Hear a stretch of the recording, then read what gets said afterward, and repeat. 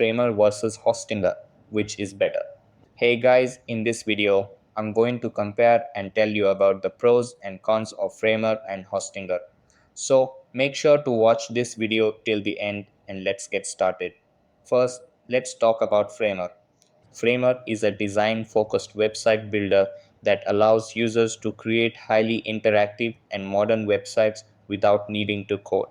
Pros of Framer: easy to use interface tailored for designers, offers real time design previews, great integration with Figma, fast publishing and responsive design tools, ideal for landing pages and portfolios. Cons of Framer: limited hosting features compared to traditional web hosts, not suitable for large or complex websites, higher pricing for advanced features.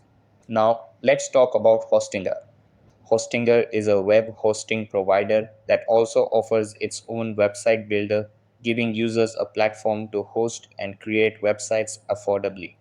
Pros of Hostinger: affordable hosting plans, free domain and SSL with most plans, offers both traditional hosting and a website builder, great uptime and performance, suitable for blogs, business websites, and e commerce.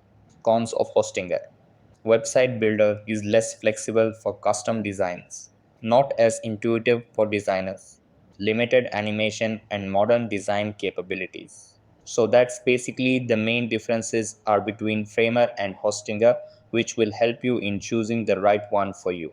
So that's all for this video.